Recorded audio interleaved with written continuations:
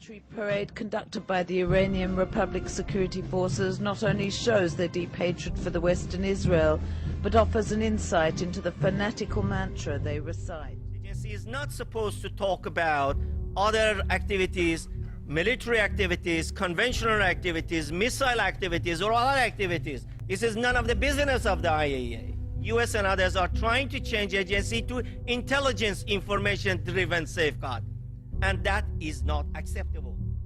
Yesterday's revelation that Iran's been working on nuclear bomb detonators should convince even the most naive officials within our government of Iran's ultimate intention. I do not believe that petroleum sanctions alone will dissuade the Iranian regime from its obvious intention to acquire nuclear weapons, nor from its stated goal of wiping Israel off the map, nor from its unremitting hostility toward our own country. But I do believe that it will send a vital message of growing Western resolve at a critical moment in world history. Despite the denials from Iran, the UN nuclear watchdog says much of the work that's been done in the country could only be used for the purpose of building a nuclear bomb. The IAEA accuses Iran of producing the materials needed for a nuclear weapon, as well as acquiring design information from a secret nuclear supply network and fitting those designs into existing missiles and then test firing. The explosion chamber measures 4.6 meters in diameter and has a length of 18.8 meters. An elevation system suspends explosives in the upper part of the chamber during tests. This cleans up the room and removes explosives residue that could be picked up by international monitors. A neutron detector measures any sign of neutron emissions. The explosion chamber is housed inside a superstructure. This helps to shield the chamber from satellite surveillance.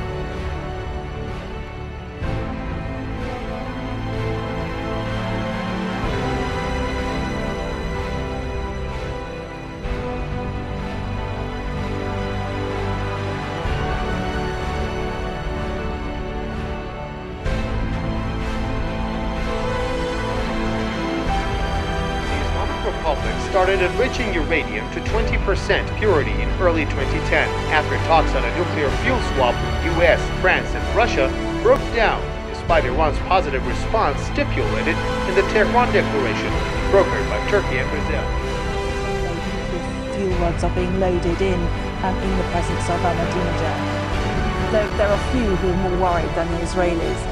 Remember, famously, it was Mahmoud Ahmadinejad who said that he wanted to see Israel wiped off the face of the earth, although there will be Iranians who will argue that there was a translation error from Farsi to English, which actually meant that he wanted to envisage a world without Israel rather than he had some great plan to wipe Israel off the face of the earth. The big concern, of course, is that Iran is trying to put together the know-how, the pieces of the jigsaw. The weapon uses the same kind of technology that is used for satellites and rockets launched into space.